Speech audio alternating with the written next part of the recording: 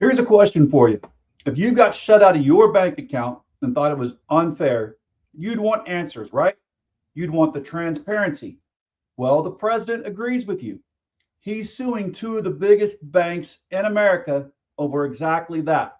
But when the American people ask for the same kind of transparency about Jeff Epp and Jeff Epp's client list, the same administration has withheld roughly half the files Congress ordered released by law. You cannot demand fairness for yourself while denying it to everyone else. Tonight, we're talking about how that double standard at the top has trickled all the way down until it just feels normal to us now. And is that the type of normal we want? Is that the new normal in this country? I'm hoping not, but you tell me, let me know. I'm going to put a poll up here in a second. Start filling it out. Let me know what you think.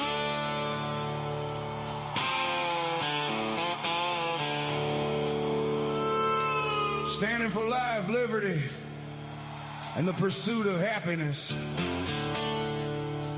Built upon the shoulders of the Constitution, rule of law, and the animating principle that we are all created equal.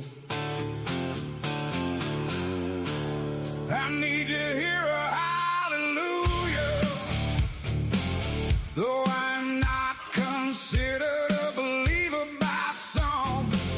I still believe in the warmth of heaven come. I need the rapture I feel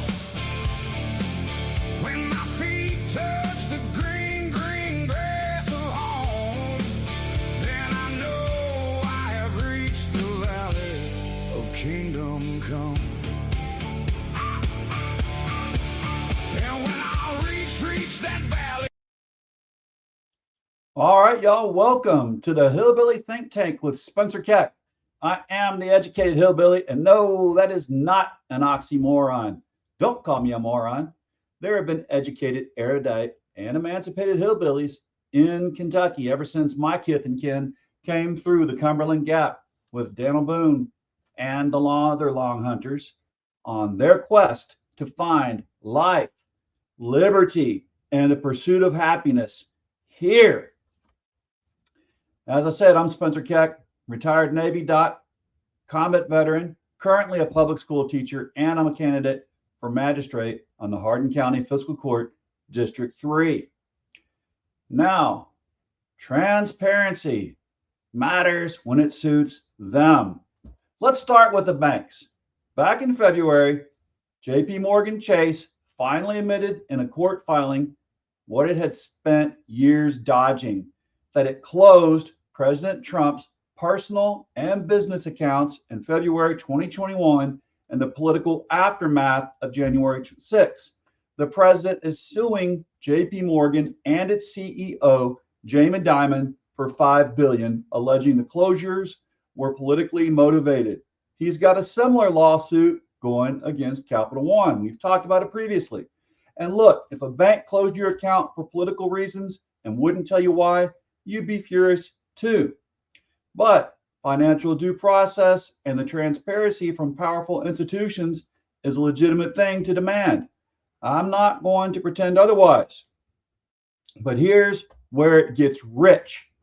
This same administration, when the American people ask for transparency about one of the most consequential sex trafficking investigations in modern history, has taken the opposite approach. Congress passed the Epstein Files Transparency Act, which became law in November of last year, requiring the Department of Justice to release the unclassified files by mid-December. The DOJ has released about 3.5 million pages and withheld roughly another 2.5 million. That's close to half.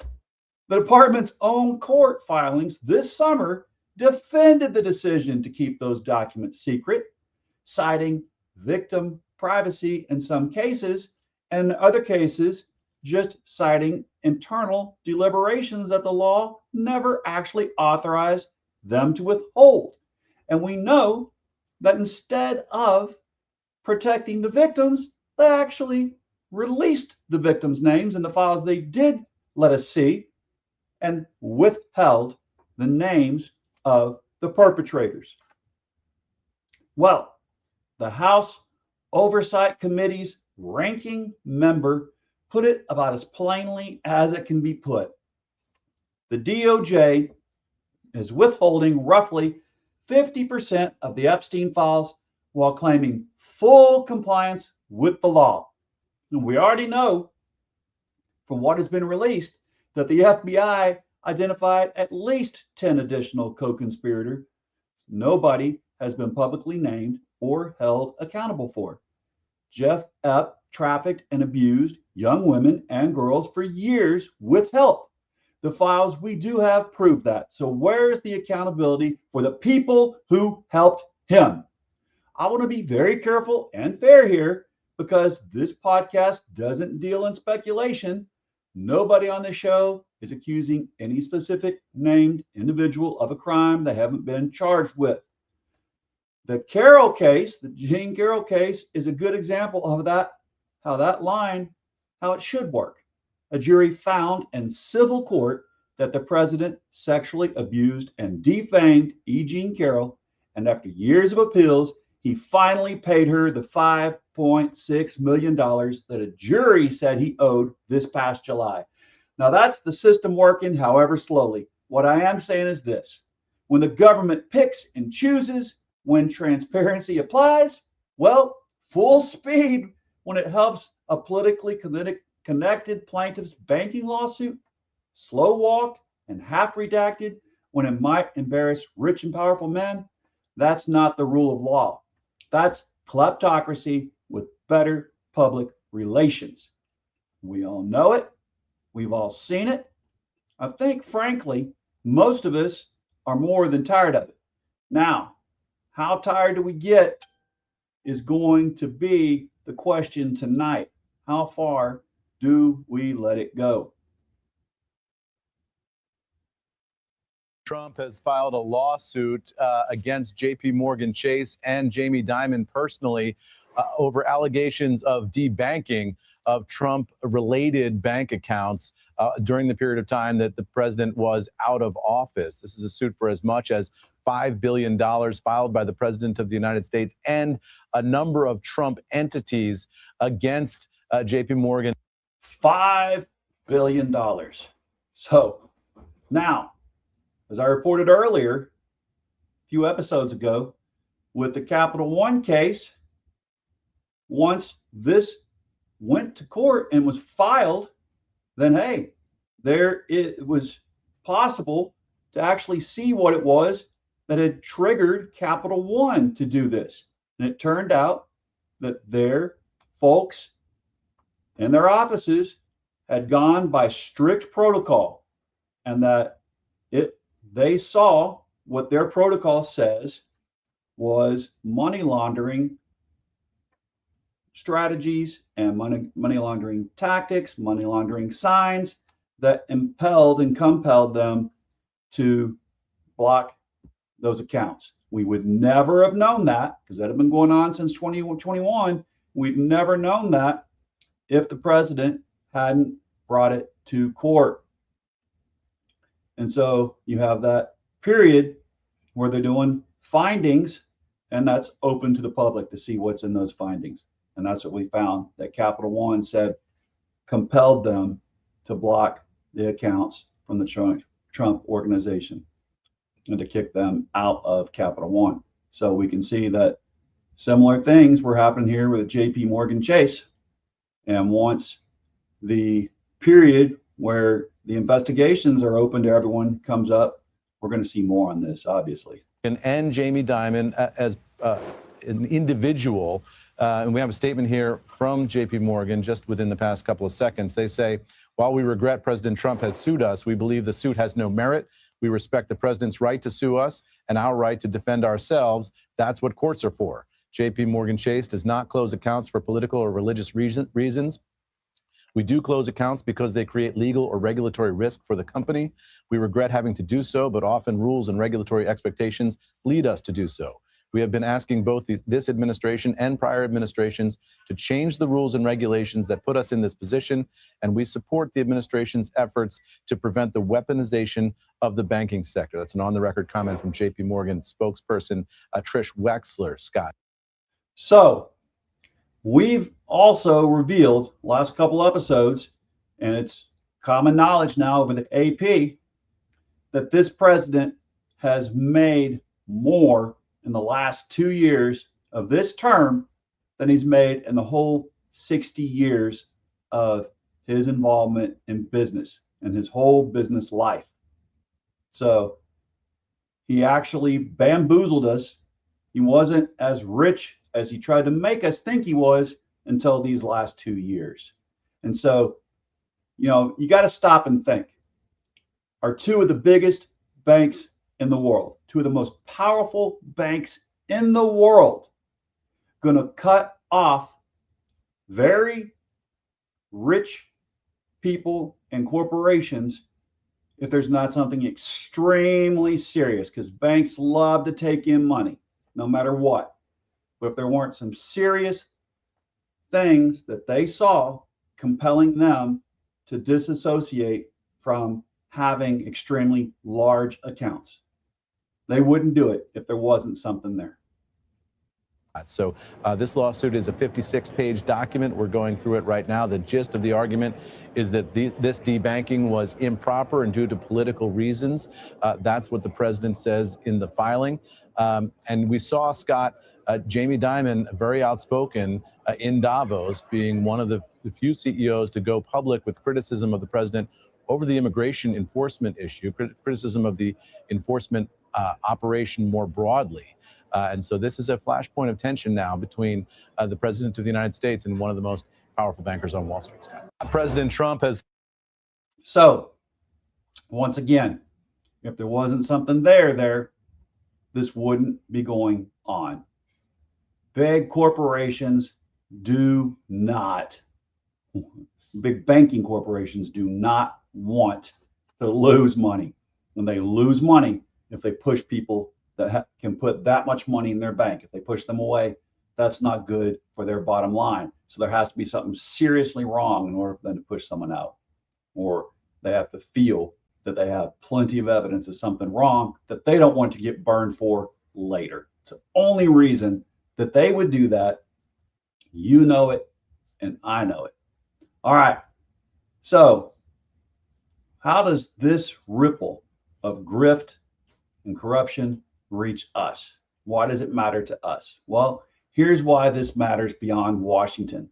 When the people at the very top of our government normalize obfuscation, when they get to decide which laws about transparency actually apply to them, it changes what the rest of us think is acceptable. A county clerk who slow walks an open records request, a local board that holds the real conversation in a hallway before the public meeting instead of on the record, a contract that gets awarded to somebody's cousin instead of the lowest responsible bidder. None of that happens in a vacuum. It happens because people watch what's tolerated at the top and decide the same rules must not really apply to them either. Trickles down. We have gotten comfortable accepting lies as normal, as long as they're told by the elected officials wearing our preferred team jersey or preferred letter is next to their name. That's not a Republican problem or a Democrat problem. That's an American problem.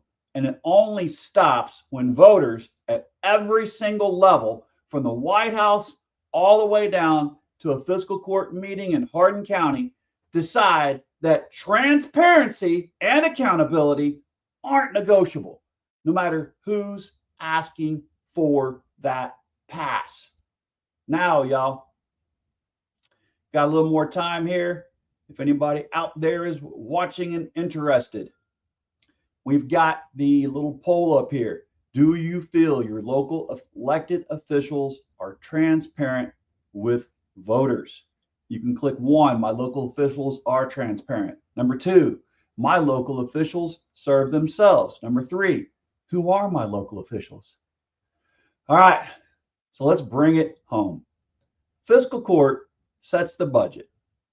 Fiscal court, besides setting the budget, they also award contracts and makes decisions that touch every family in District 3.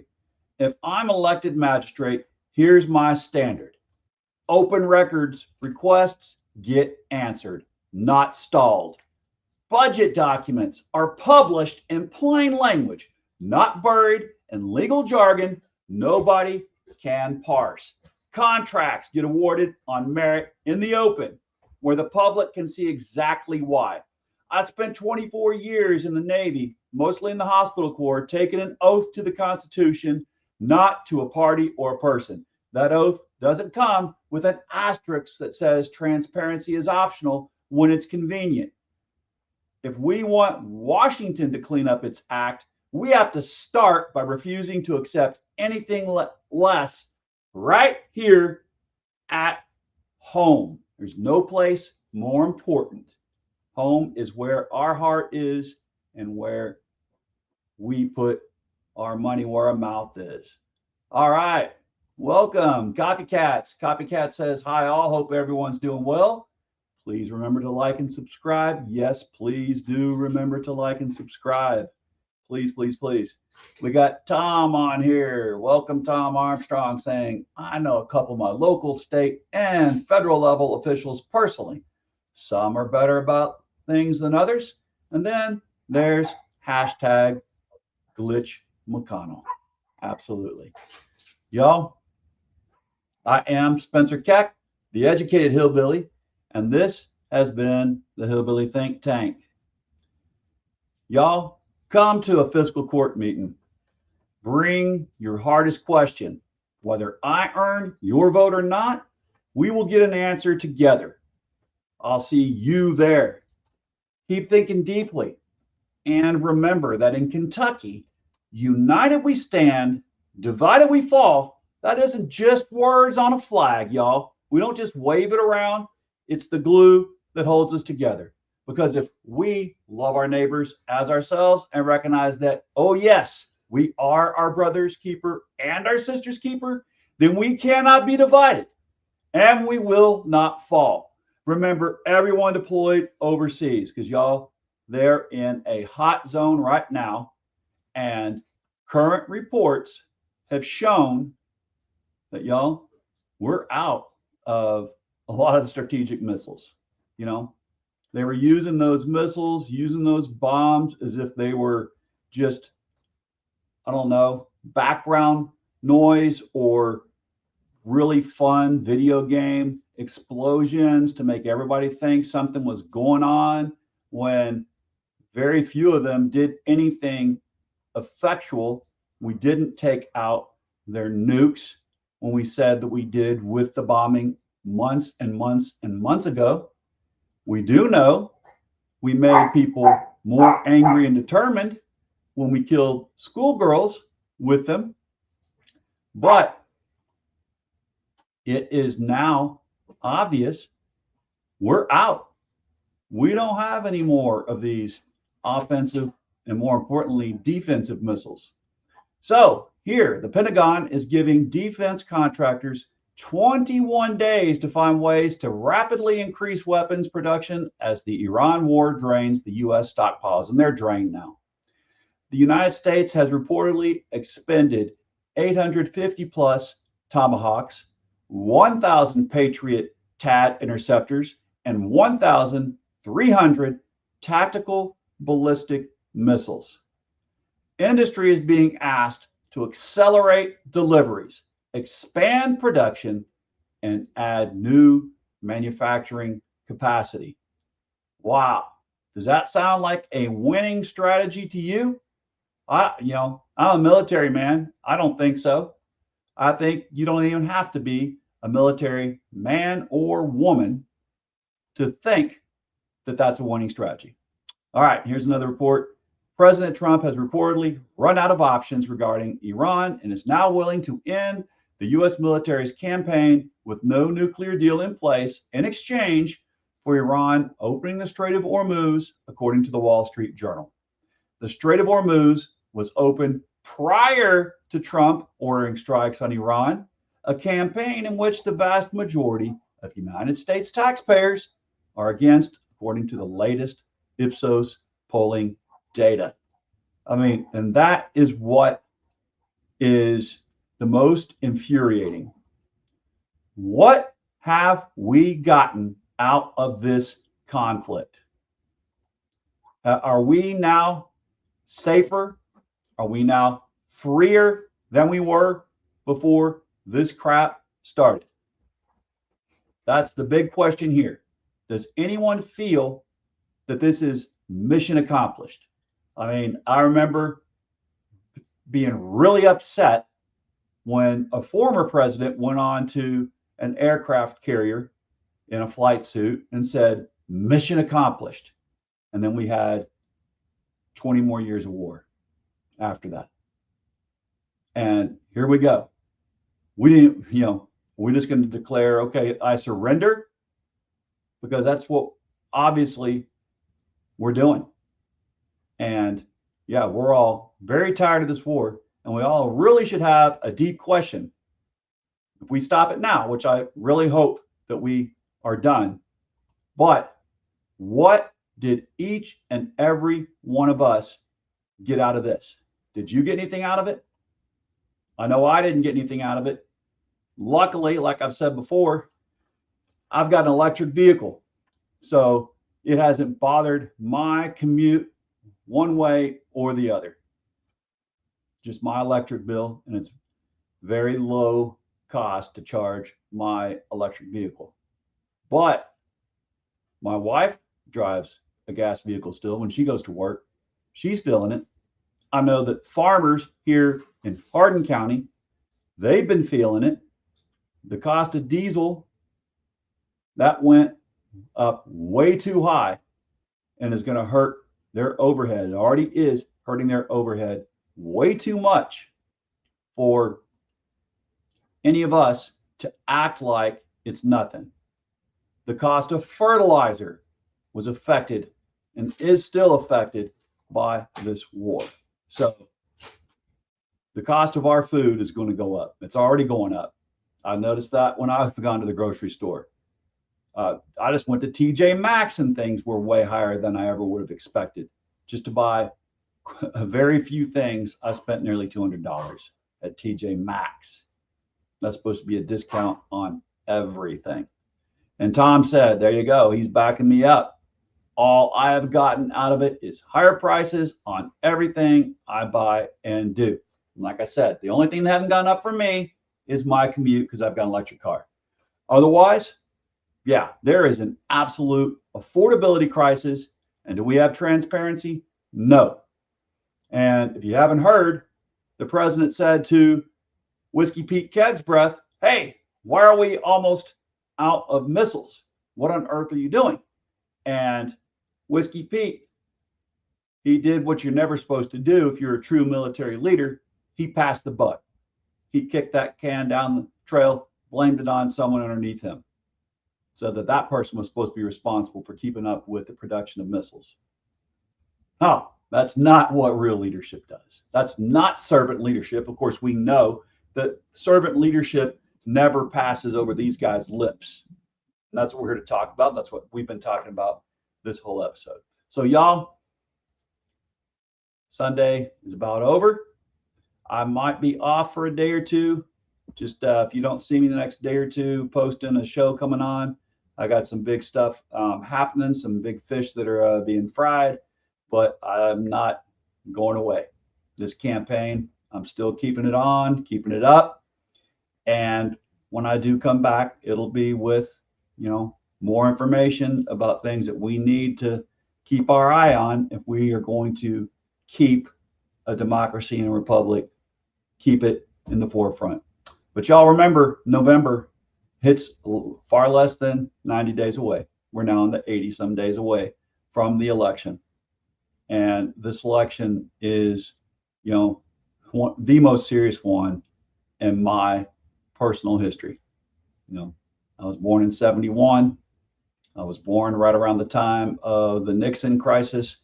Not old enough to remember that, as I shared before, old enough to remember Ford giving his outgoing speech. But seen a lot of political crises, but I haven't seen one like this. We are not in a place that I ever wanted to see this nation. I don't think anyone of us wanted to ever see our neighbors have such a problem with such an affordability crisis and see leaders that are so self-serving. Say what you will. All right, y'all, again, keep thinking deeply. And remember, we are in this together. We are going to make it through this if we take care of our neighbors just as well as we take care of ourselves. If we realize it's all about mutual aid right now, right? Mutually helping folks back and forth, looking out for each other because no one else is coming to rescue us. All right. Again, bless your corazón, because that is Spanish for heart. This has been paid for by Spencer Keck. Learn more at spencerkeckmagistrate.com. And as you head into this next week, let's keep on thinking about, hey, am I happily accepting a lie because the lie suits my internal monologue, or am I really thinking deeply?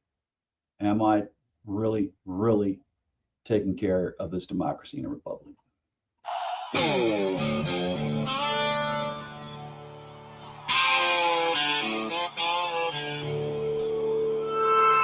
Standing for life, liberty, and the pursuit of happiness. Built upon the shoulders of the Constitution, rule of law, and the animating principle that we are all created equal. I need to hear a hallelujah, though I'm not considered a believer by some. I still believe in the warmth of heaven come. I need the rapture I feel when my feet touch the green, green grass of home.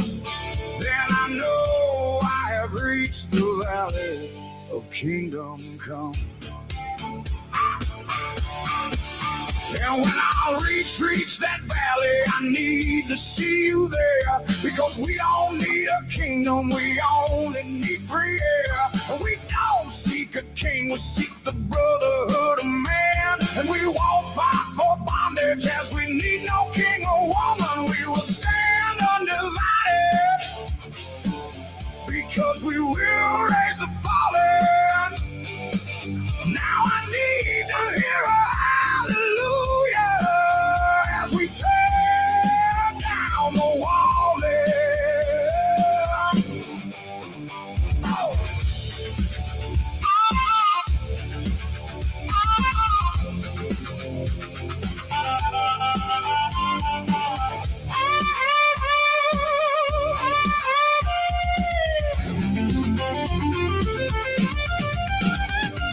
The divide between heaven and earth, as tears turn to mirth, as we walk through the valley of death, and I draw my last breath. I know rapture I feel when I touch the green, green grass of home. Then I know I've reached the hollow where my ancestors wrong.